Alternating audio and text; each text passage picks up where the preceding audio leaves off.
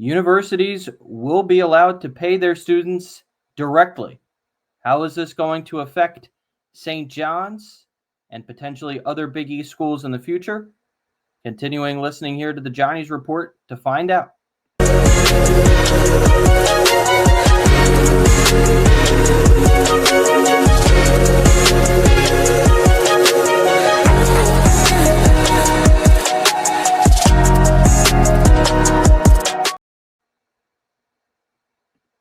It's been an ongoing conversation throughout the last couple of years since NIL, name, image, and likeness, began to hit the mainstream. And we always talk about it as media members.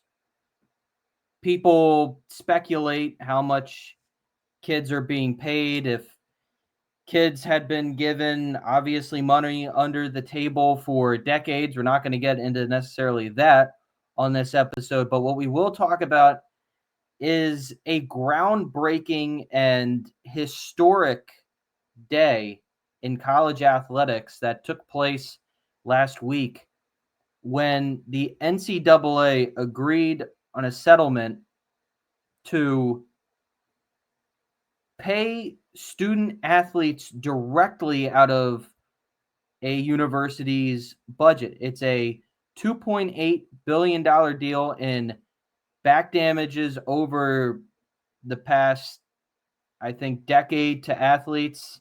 I think dating back to 2016 specifically is the exact year that they will be shelling out money to players that had been within college athletics. I think that we mainly saw this come to the forefront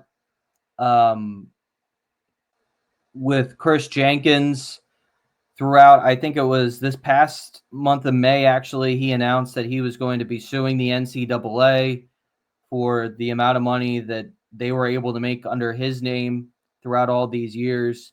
If you go back and you watch the documentary, the Fab Five, for the Michigan basketball team in the 90s, Chris Webber was talking to a Detroit sports reporter, and he told said reporter that when they passed it could have been the bookstore, the Michigan bookstore, or just any kind of sporting goods store in the University of Michigan's campus. He said, why is it that I have to ask a family member for, 10, 15 bucks for a box of pizza, but Nike can make all this money off of the black Nike socks that Fab Five team made popular. And if you go back, and this of course pertains to the Big East, the Nike shoes that Georgetown wore that became so popular. I mean, to our knowledge, Patrick Ewing didn't make a dime off of any of that. Maybe he did, maybe he didn't. But still, it certainly wasn't as much as he potentially could have made right now, or even as much as Georgetown was making off of him in those deals, or Nike as a whole. So all that is interesting, and it all comes back to where college athletics is today, and the fact that players for the last 4 years were paid gobs of money. We've heard the rumors that have flown around. Michael Kay had Paul Feinbaum on the other day on his show on ESPN, and he asked Paul Feinbaum point blank, was it true that Cooper Flagg was given $4 million from Duke, from I'm assuming a booster at Duke University, in order to play for the Blue Devils? And Feinbaum said, yeah, I can confirm that's true. There are NBA players that sit 8, 9, maybe off the bench, the 8th, 9th guy, maybe, that don't even make $4 million. I mean, I know Patrick Beverley last year when he signed with the 76ers in the summer of 2023, I think his deal was 1 year, $1 million. And that's Patrick Beverley. That's a guy that's been in the NBA for years. I just think it's really interesting and fascinating to ask an NBA player, hey, how do you feel about the fact that, a 18-year-old kid is getting paid more money than you and they haven't even suited up for one game yet? And not to get too off topic, but it's the exact issue that the NFL players had in 2011 when there was the whole lockout, because why is it that Sam Bradford was getting I forget exactly what the number was, but let's just say $50 million over 7 years, and he hasn't even played a down of football, but someone like, say, who was someone back then that may have been on the second year of their contract, like Phillip Rivers, was only getting 40 million for 4 or 5 years. So it's just, and he had been in the NFL at that point 6-7 years. So it's just interesting to see how this is going to affect the NBA players, the NFL players. Are they going to be asking, hey, why is it that these guys are getting paid more than we do? I mean, what's the deal here? Now, with this settlement in mind, what does all this mean for St. John's? Well, I talk about, the Michael K segment of his show yesterday, having Paul Feinbaum on.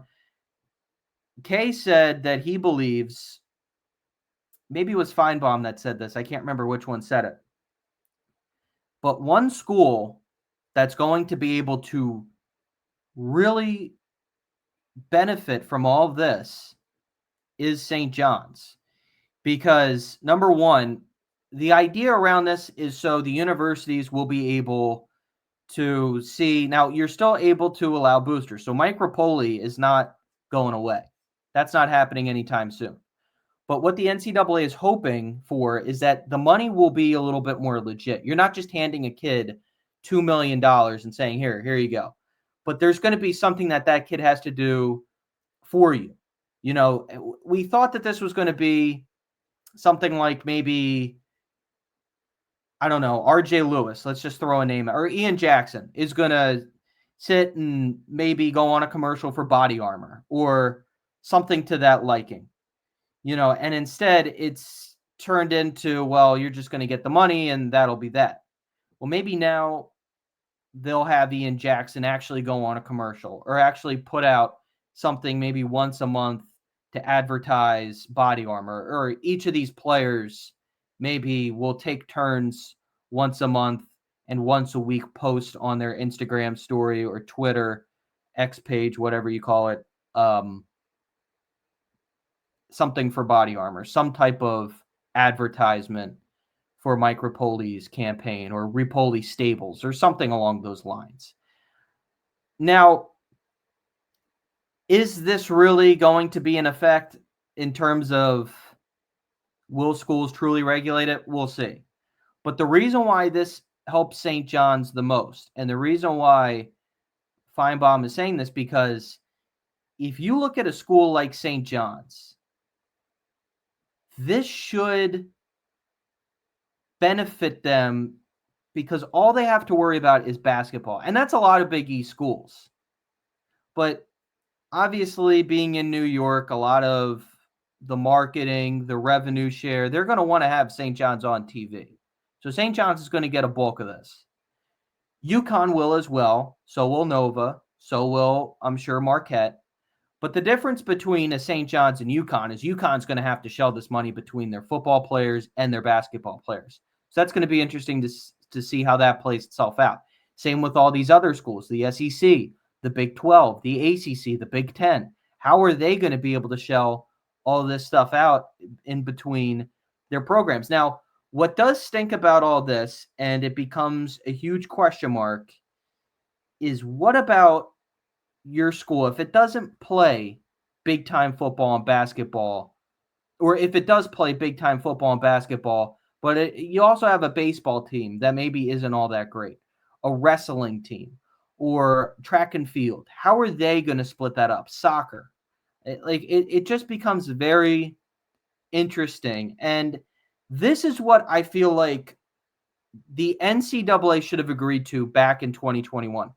There should never have been in NIL to begin with. They should have started with this, and then like now we should have seen, okay, you're going to allow programs to bring in boosters. You're going to allow programs, kids are going to be able to advertise, make money off their name, image, and likeness.